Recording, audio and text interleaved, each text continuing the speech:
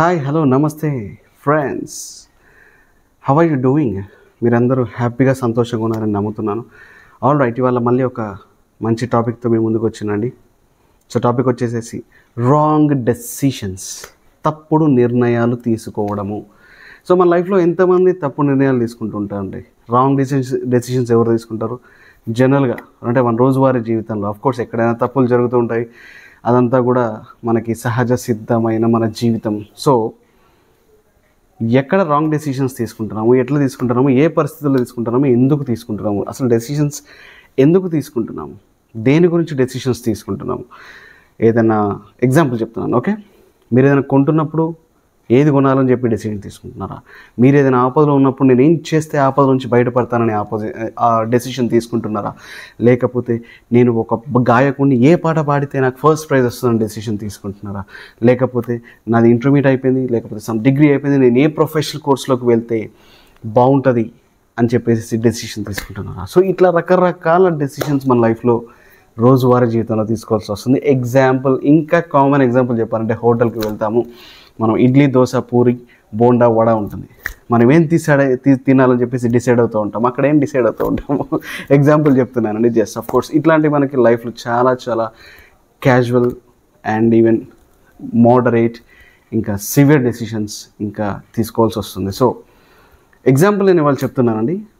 ఆ డెసిషన్ తీసుకోవడం అనేది ఆ సందర్భాన్ని బట్టి ఉంటుంది. ప్రాపర్గా తీసుకోవడం ఏం పర్వాలేదు, దాని ఇంప్లిమెంటేషన్ అనేది మళ్ళీ వేరు ఉంటుంది.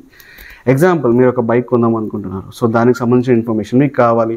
మీ మైండ్లో ఒక బైక్ ఆల్రెడీ ఉంది, ఇది బాగుంది, దీని పర్ఫార్మెన్స్ బాగుంటుంది, ఇది కొనుక్కుంటే బాగుంటుంది, ఇంత బడ్జెట్లో వస్తుంది, ఇంత మైలేజ్ వస్తుంది, ఇంత హార్స్ పవర్ ఉంది, ఇంకా ఇంత ఇంత ఇంత టార్క్ ఉంది, సో ఇది బాగుంటుంది పర్ఫార్మెన్స్ అని చెప్పి మీరు అనుకున్నారు. బట్ మీరు దాన్ని ఇంకా కరెక్ట్గా చేసుకోవడానికి మీరేం చేస్తారు? మీకు తెలిసిన నలుగురు ఫ్రెండ్స్ని అప్రోచ్ అవుతారు, మీకు తెలిసిన నేబర్స్ని అప్రోచ్ అవుతారు, మీకు తెలిసిన బ్రదర్స్, సిస్టర్స్ని, రిలేటివ్స్ని అప్రోచ్ అవుతారు, బంధువులను అప్రోచ్ అవుతారు ఖచ్చితంగా. సో దాంట్లో ఒక్కొక్కళ్ళు, ఇప్పుడు నేను చెప్పిన ఈ లిస్ట్లో ఉన్న వాళ్ళందరూ ఒక్కొక్కళ్ళు మీకు ఒక్కొక్క ఇన్ఫర్మేషన్ ఇస్తారు.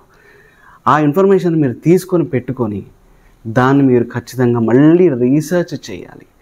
రీసెర్చ్ చేసి ఒకళ్ళు హోండా బాగుందంటారు, ఒకళ్ళు ఇది బాగుందంటారు, ఒకళ్ళు 50కి బాగుందంటున్నారు, రకరకాలుగా అంటారు. సో అవన్నీ కూడా తీసుకొని మీరు పర్సనల్గా మళ్ళీ రీసెర్చ్ చేసి అక్కడ నుంచి అందులో నుంచి ఒక ప్రాపర్ మీరు బైక్ బ్రాండ్ని పిక్ చేసుకొని, ఒక బైక్ని పిక్ చేసుకొని మీరు డిసైడ్ అవ్వాలి. ఆ డెసిషన్ అనేది ఇంపార్టెంట్. సో ఇక్కడ మీరు రాంగ్ డెసిషన్ తీసుకుంటేనే మీకేమవుతుంది?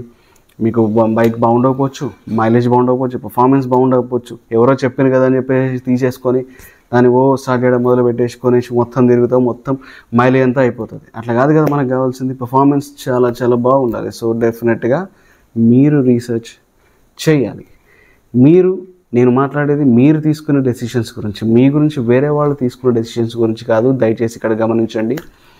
మీ రోజువారీ జీవితంలో మీరు తీసుకునే డెసిషన్స్ మిమ్మల్ని చాలా హ్యాపీగా ఉంచుతాయి. అందుకే ఈ టాపిక్ అండి.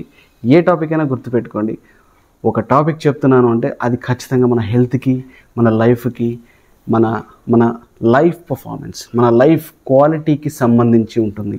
సో సంతోష్ వీడియోస్ అన్నీ కూడా అట్లాగే ఉంటాయి. ఏ ఒక్కటి కూడా మనం చిన్నది డిస్టర్బ్ చేయడానికి ఉండకూడదండి, అట్లా చేసుకోవాలి మనం. సో ఇట్లాగే మేజర్ డెసిషన్స్ ఉంటాయి కొన్ని, వాటిల్లో కూడా మీరు వర్కౌట్ చేసుకోవాల్సి ఉంటుంది.